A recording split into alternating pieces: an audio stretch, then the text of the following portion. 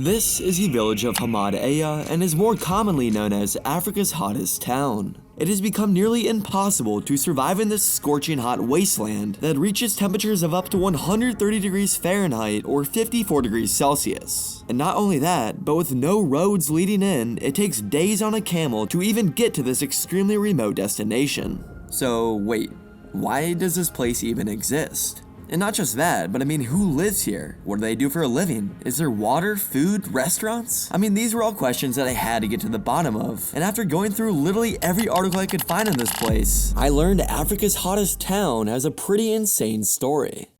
You see, in the early 1900s, an economic depression was hitting Europe. Germany, France, Italy, and practically everyone was sending teams into underdeveloped regions of Africa to try and establish settlements and basically steal all of Africa's natural resources. African countries couldn't really do much about this because they were decades behind the technology of Europe, so they just had to allow it for the most part. Italy moved into this region near the Red Sea, which is generally very mountainous and high in elevation. In 1915, as Italian explorers were surveying the land, beyond the mountains, they spotted a colorful valley which resembled nothing they had ever seen before here on planet Earth. The explorers eventually made the trek down into this low-lying region, but found themselves widely unprepared for the extreme heat. What these Italians didn't realize was that they were walking into the hottest place on planet Earth. This region became known as Afar and is extremely hard to access, hence the name Afar.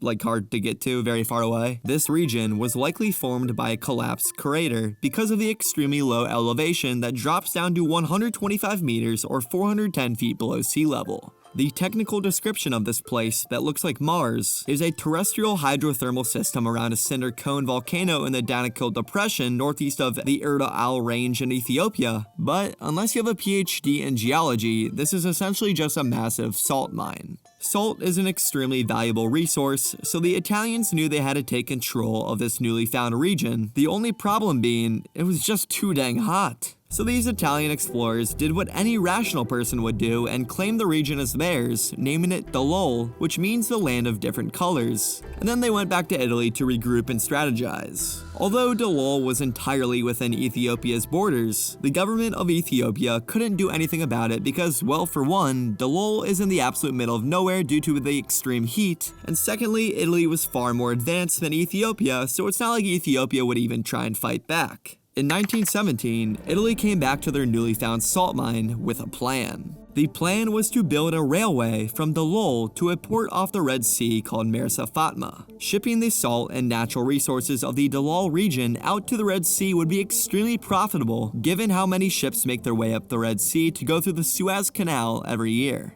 The only problem was, the Italians wanted to construct this railroad in the hottest place on Earth where there are literally no materials other than salt. So what did the Italians do? They decided to build the structure of the railroad out of salt.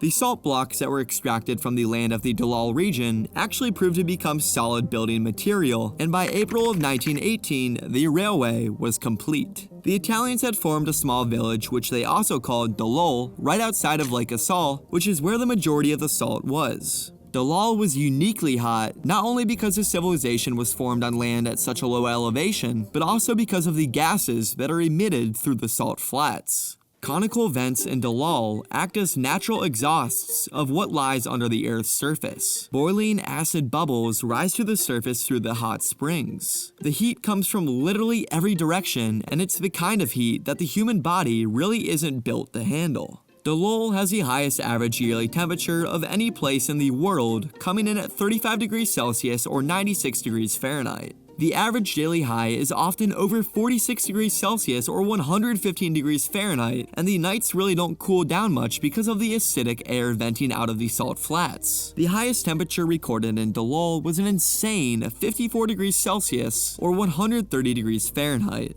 With temperatures this hot, it is extremely rare to find any animals, let alone human civilizations. Despite the extremely inhospitable climate, the Italians continued their mining operation in Dallol, transporting out the salt through the railway. There weren't really any trees to sleep under, shade from the sun, or any materials to construct shelter out of, so the Italians turned back to what they knew best. Yes, you guessed it, salt. The Italians formed salt blocks to construct their homes and shelter out of. Aside from some wood that was imported into Dallol, the Italians really only had salt to keep them alive. The mining would continue until after World War I, where the cost of extracting the salt became more than the profit that they were making off selling the salt. A combination of the unbearable heat, along with the dangers of living in an area with toxic fumes that are literally being emitted from the Earth's surface, eventually forced the Italians to abandon their very short-lived salt mining dreams and head back to where they came from. Dallol became a ghost town where the population fell to zero and what was left of the homes and automobiles baked in the desert sun. But this actually turned out to be only the beginning of the Dallol Valley. From 1951 to 1953, a city to the north, Asmara, which was in the country of Eritrea, sent workers down to Dallol to mine the salt. In these 2 years, these workers from Eritrea mined a couple tons of salt and sold it to India, but this operation only lasted 2 years. In the 1960s, Parsons Company of the USA came into Dallol and conducted some geological surveys on the climate and geography of Dallol. By 1965, the United States wanted to turn Dallol into a modern salt mine, so they drilled 10,000 different holes at 65 locations across the salt flat. Even for the modern technology of the United States, the US quickly realized how hot this region was and suspended their operations in Dallol. All these failures from outside countries coming into Ethiopia to try and take advantage of their natural resources ironically failed.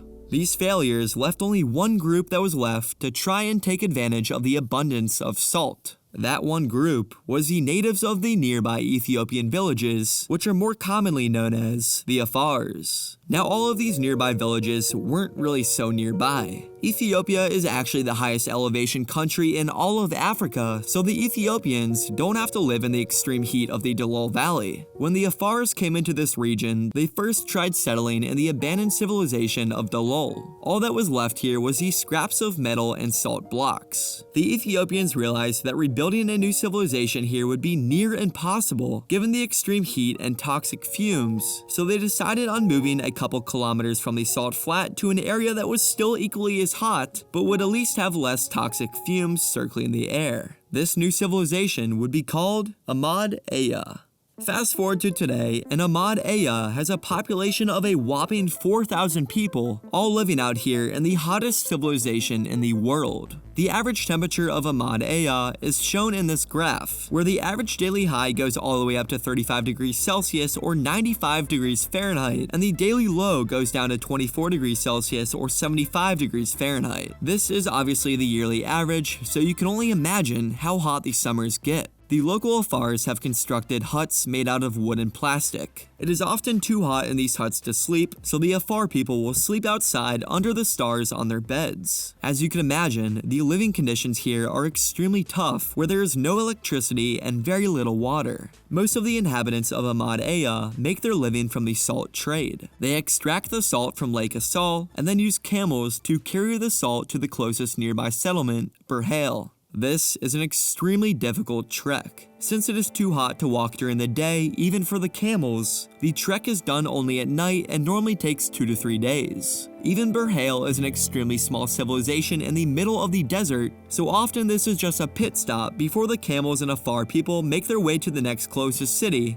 Mekelle. Mekelle is much larger and has the infrastructure to process the salt shipments. Back at Hamed Ela, the extreme climate isn't the only thing that puts the Afars' lives in danger. In 2012, 5 tourists were killed outside Hamed Ela from what is believed to be militants from the country just to the north. Ethiopia and Eritrea have been having some pretty serious border disputes. Because of this attack, Ethiopia constructed a small military base in Hamed Ela and now has armed security scattered around the popular tourist areas of the Dallol region. The local Afars tell any tourists visiting to be on the lookout because the border dispute doesn't seem to be going away anytime too soon. If you did want to visit Hamed Ela one day, there is a hotel on the base, but because it's so hot, you'll likely just be sleeping outside anyways. You can ensure that the customer service would be top-notch despite there being no air conditioning. Getting to Hamed Ela is extremely difficult, but not quite as difficult as it is to get to the world's most remote island. The island of Tristan da Cunha lies in the middle of the Atlantic Ocean, and this video will show you how 264 people are able to live on an island so isolated from the rest of the world.